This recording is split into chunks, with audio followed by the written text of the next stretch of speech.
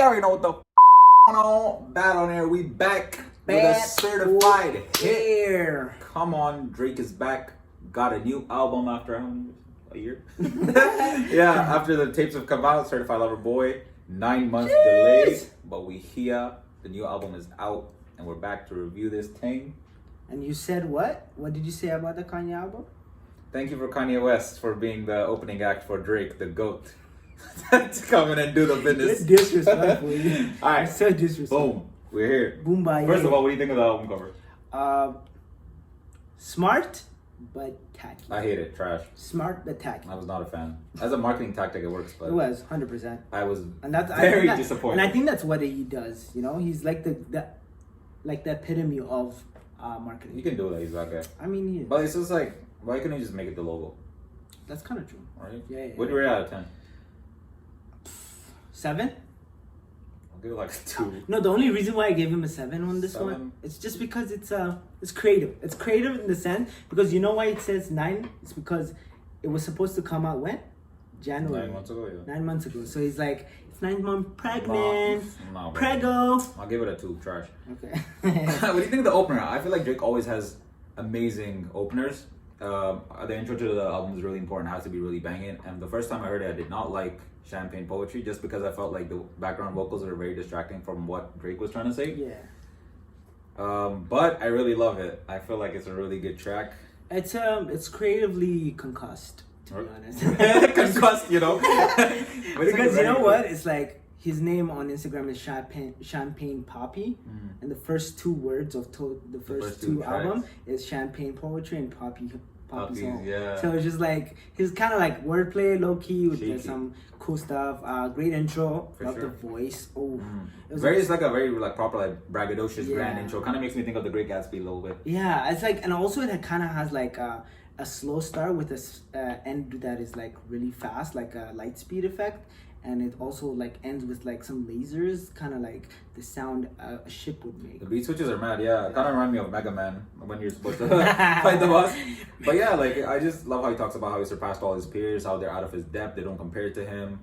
Champagne. And yeah, it's just like it's crazy because you know he can say all this because like when the track switches, he's talking about how it's been challenging, but then the beat switches and the crescendo goes up and he starts focusing on what's going right for him and how he's had a decade, literally 10 years of dominance in the rap game, which is I mean, yeah, he's like saying I'm a king. Triumph, you know? It's like a king's speech almost that type for sure mentality. And then boom, like at the end when it just like the whole thing is rising like a wave, like a tide, and then it just crashes and you hear kind of like a serene, so that's pretty good.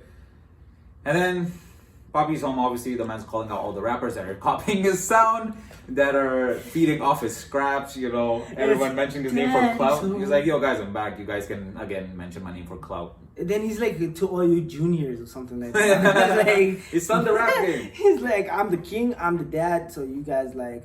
And then he has some lyrics when it comes to like... Talk about Pepsi. Pepsi. Talk like about the Pepsi. Saying, obviously, the opposite of Pepsi is what? Close the it. doors. Jeez. Yeah, man, supermodels and they all sexy. Yeah. Lock the door to the bathroom because doing something that's not Pepsi. That was fire. I had to pause the track. I was like, sir, what have you done? What have you done? And like obviously with the ending and saying like, what do you call it? Daddy's home. It's just hilarious. Man. It kind of sounded like a 70s sitcom to me. Yeah. Like, you know how everyone's like, Daddy's home, and the crowd was like, yeah, no. That's exactly what it is. And then Girls Want Girls, bro. It starts off. I was like excited, right? New album. It's like, all comedy, bro. And it's like, oh, say that you're a lesbian girl. I'm like, what? What? Wait, Drake? Like, did I hear that right? Did I have to look at the lyrics? I literally just woke up and started listening, and I'm like, am I tripping, or did he just say that? You know what he's trying to say? He said that. You know what he's trying to say? He's like, okay, if you're lesbian, I'm lesbian too, because you know what? I want you. That's mentality. That's exactly what he said. Honestly, 9 months, this guy could have picked any other hook, but I'm so baffled why he picked that. Yo, it's anyway. Hi-hats, insane. He uses also. Is it Girls Want Girls? Yeah, no, we already did that one, right? What do you think of Lil Baby on there? No, that's the Girls on Girls. Yeah. Oh yeah. Lil Baby he doesn't disappoint. I thought it was interesting. He doesn't disappoint. No. It's kind of came in with like a bit of a Meek Mill type screamish vibe, but I liked it. Yeah, but you know he kind of does that. It's kind of fit, yeah. He kind of does that. He's And pretty in the Bible, I thought was like one of my favorite tracks on there for sure. Yeah. He talks about how like he comes in, he's like, yo, talking about my body count, man. The shit's starting to pile up. But then the girl's like calling mom, but he's like, wait, but you've slept with hundreds of men. It's like kind of pipe down, love. Yeah, you know you what I should mean? chill down. And like also with Dirk, obviously he talks about his girlfriend, which is pretty cool. Like he kind of plugs her business. Bro, what a waste of a loyalty feature. you know? No Loyalty. Oh, on an album this big, I just feel like that's such a disappointment. No, he's smart. Like what the hell? What is bigger? I do not What's care, No, bro. no. What is bigger than Drake? Are you gonna buy her cosmetics? The women will. Waste of a feature. What? I don't need cosmetics. No. Like you look at my I skin, just- bro. But like flawless. Black don't crack. Black.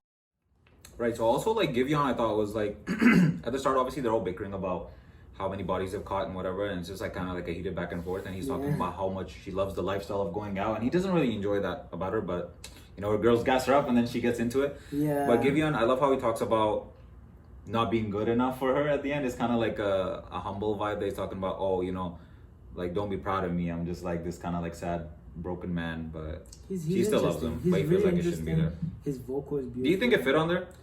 I think Mixed so, thing. just because Dirk has the fast rapping, Drake has like the middle class rapping, Middle like class. meaning like not obviously the style. I'm talking about the style, like you know, pretty slow. And then I thought it was perfect Giveon on is there. like the It's like the singing aspect. great way to end it. Yeah, it's like, and Drake didn't sing that much on that, so I think was it's really a good fit. Good fit. Giveon, A1. What about the song with Jay-Z, Love All? Did you know there was a leak actually called Lotto 42 or something No. like that?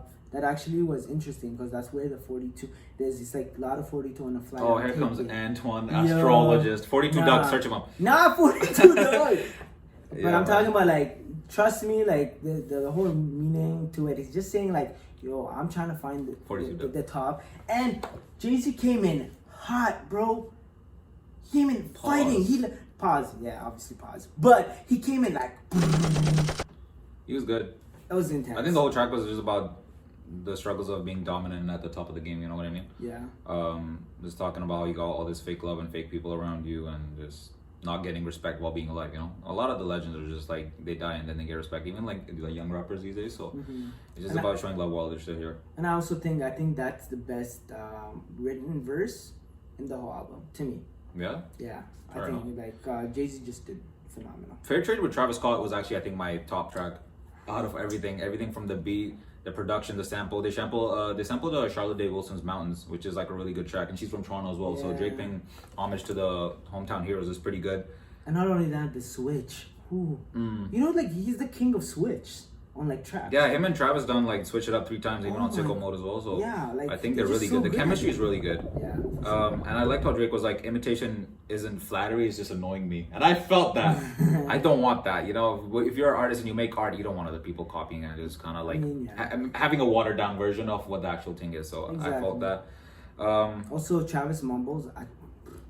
I thought the feature was a 10. Bro, it's like, you know those videos where it's like you start off with a mumbling, it's like I said, and then you start the actual. he was- That's how I felt to me. No, I thought it was good. It I was thought he was good. a Obviously. dog. He was like a Rottweiler on that. It was amazing, bro. Yeah. He was barking off. And then I loved Such how a Wawa, the not hook, a- obviously, like I've been losing friends and finding peace, and I felt that to the core. You know, Yeah. sounds like a fair trade to me. No, it is. That's a banger hook. Sounds Very like a relatable. great Instagram trade. captions are on their way right now. Yo, Like, the whole he's album is Instagram so captions. true. And yeah, pretty much. Way Too Sexy was pretty much a meme song. I really did not like it the first time, but it's just too The catchy to video. avoid.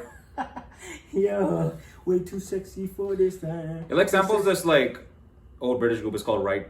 I think it was like Right Said Fred, and it's like a 1991 song. I'm Too Sexy. Oh, I like the that's accent pretty on the cool. video. Yeah, Did yeah. you see the bad Street Boys step? Yeah, in Kawhi mentality? on there as well. Shout out Yeah, Kawhi with Leonard. his hand. What a real one. I know. And it kind of sounds like old like Scottish bagpipes playing. What do you think? With the sound, like to be honest, I kind of hated it though. Just like Jesus. I think no. I'm just talking about like the whole track. If we're being honest, like the track was a parody. Fair To me- enough. to Yeah, me, no, it was a parody. meme song. Yeah, for It was sure. parody. I think it's just like something to talk about. Yeah. I thought Young Thug and Catchy Future as- like were really good on it though.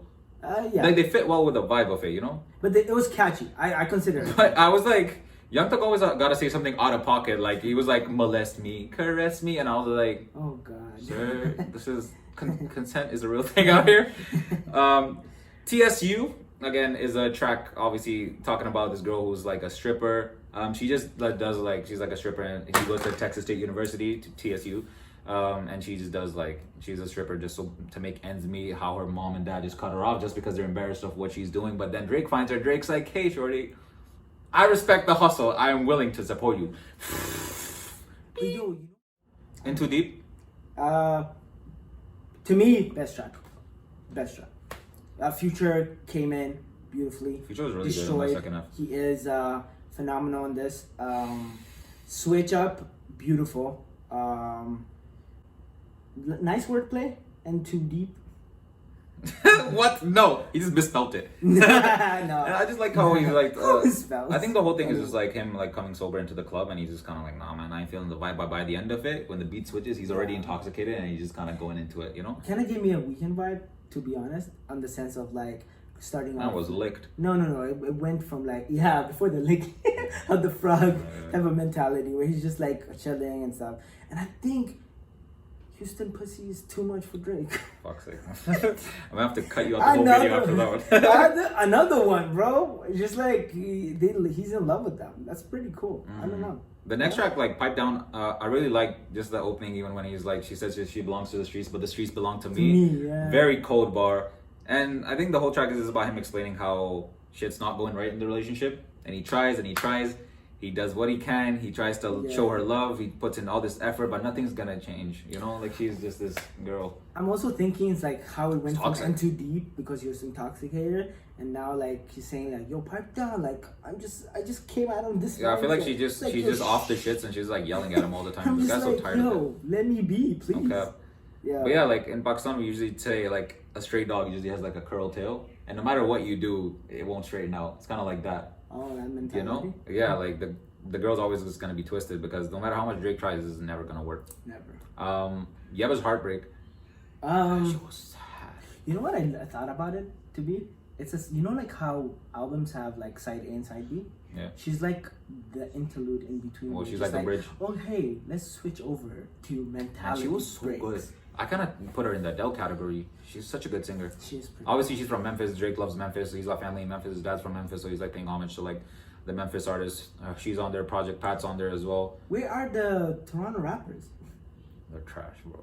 Get out of here. Where are they? It's not fair. No friends in the industry. The transition from Yeba's Heartbreak, man's out here balling his eyes out, and then boom, get your shanks out, buddy. It's time to go. That's why Guns in the whip. That's a good switch from Yeba's Heartbreak. Yeah, jump in the whip, bro. We're out. Go straight for the head top. I think it's considered a king's speech. You know, yeah, like a war, like, you know, like, war anthem. Yeah, for sure. He's like declaring himself. Talks about, you know, he's been snapping when he chats before the app. Yeah. Slightly corny, but I thought it was a little like enjoyable. Exactly. Talking about how he's Sha'Carri Richardson, smoking him on and off the track. Now this is double entendre because she been in the whole like smoking thing, and all that stuff. And obviously she goes on the track, he goes on the track, and he's talking about smoke as in guns. Yeah. So it's a very smart like, passing people. Yeah, exactly. Which he didn't. And then he's talking about how there's longevity, how his first deal came through the fax. So just talking about how long he's been running laps. He just gives you an idea of that. It's wordplays, man. Like the guy's and I think he took shots on Kanye as well in this one when he's talking about better find someone else to hit with all that smoke, with all your tweets and all your posts. Jeez. I was like, yo, very direct.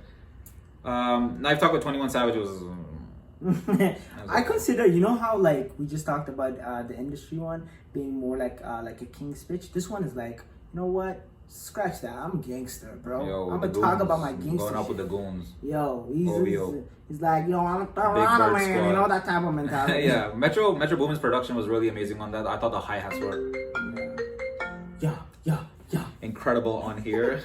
Sorry about that. And then like I thought for the most part, 7am on Bridal Path was probably the most talked about track just because of the back and forth him and Kanye. Yeah. The way he talks about he says kumbaya, which is peaceful, but then he says boom baye. And when you break down the boom baye, he's talking about boom as in smoke and baye, like boom baye.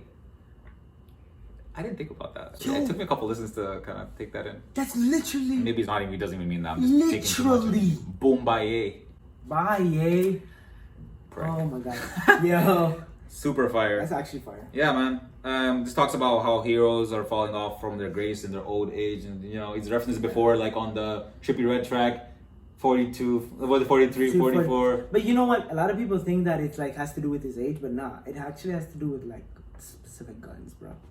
So I think it's a double entendre. No, because it talks about 40, 45, 44 washed up. Yeah, but it's all about also a gun that Maybe. gets washed up. So it's like, it is. What Yeah, it is. he's talking about if we're talking top three, then you were sliding to the third like stolen bases. He's saying, bro, you're not in the top two conversation.